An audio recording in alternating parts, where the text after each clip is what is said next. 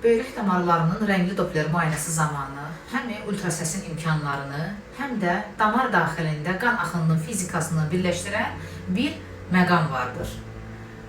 Bu müayinədə həkim radioloqun əsas işi iki mühüm parametrdir. Qanın damarlardakı ən yüksək sürətini aşkarlanması və damarın qan axınına qarşı göstərdiyi müqaviməti ölçən həmən o rezidentlik indeksinin aşkarlanması. Təbii ki, normalı var, patologiyası var bu göstəricilərin. Böyrək damarlarının Dopplerində bunların hər birini izləyirik. Normal vəziyyətdə əsas böyrək arteriyasında qan axınının sürəti saniyədə 80-150 sm arası dəyişir və bu böyrəklərin rahat qidalandığını göstərir.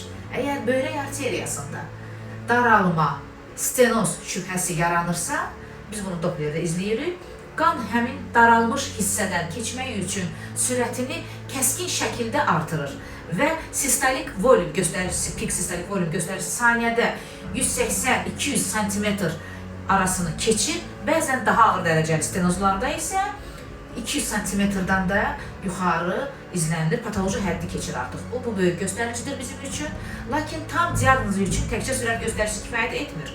Eyni zamanda böyrəyin daxili toxumasının, parenximasının vəziyyətini əks etdirən rezistentlik indeksinin göstəricisini qiymətləndirməmiz lazımdır. 0,56 ilə 0,55, 0,56 ilə 0,75 arasında bu göstərici dəyişə bilir, rezistentlik indeksini hesablayırıq. Damarın müqaviməti bir şeyi nəzərinizdə saxlayın ki, aşağı olmalıdır normada. Damar müqaviməti gedərək qalxırsa və yaxud da daçiki, transdüseri böyrək zəminə yerləşdirdikdə damar müqavimətinin rezistentlik indeksini yüksək göstərilirsə, bu altda yatan bir böyrək patologiyasından xəbər verir. Yəni, qan toxumalara rahat süzülməlidir, maneəsiz süzülməlidir. Buna görə də normal indeksi olan böyrək raporlarımızda ki 0,55-56, 0,70 arasında olan, bəzi hallarda 0,75 arası olan göstəricilərimizdə biz rahat, normal, belə deyək, sağlam renal Doppler raporu yaza bilirik. Lakin renal Dopplerdə patoloji əgər göstəricilər görürsə, təbii ki, bunu patoloji rapor olaraq dəyərləndirəcəyik. Bəzən şikayət edir pasiyentlər ki, böyrəyimin bir damarına baxdılar, hər iki damarına baxmadılar, müayinəni çox tez bitirdi doktor və yaxud da ki, sadəcə olaraq böyrəyimə daxil olan bir damarı qeyd ediblər raporda. Bu nə dərəcədə doğrudur? Əlbəttə ki, bu doğru deyildir.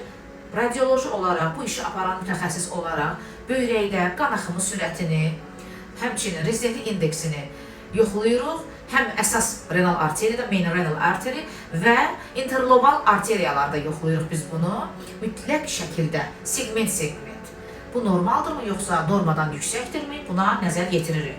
Artmış rezistentlik indeksi bizə həm əsas damardakı daralmanı, stenozu, böyrəkdə olan stenozu, həm böyrək toxumasının özünün zədələnməsini, parenximatoz xəstəliklərini, sidik yollarında qan axınına, belə deyək, dolayı təsir edən obstruksiyanı göstərir ki, bu obstruksiyanı verir şişlər və konkrementlər ki, ultrasonda biz bunu izləyirik.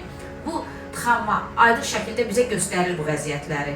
Ona görə də biz istər sidik yollarında, istər böyrəyin kasa ləyən sistemində gedən dəyişiklikləri, hər hansı bir tıxanmanı, obstruksiyanı aşkara çıxardanda aydın şəkildə izləməyimiz üçün mütləq şəkildə bir rezistentlik indeksini götürməliyik Dopplerdə. Nəticə etibarilə radioloq həkim Doppler ekranında həm sürət artımını, həm də daxili müqavimətin yüksəkliyini təhlil eləməlidir.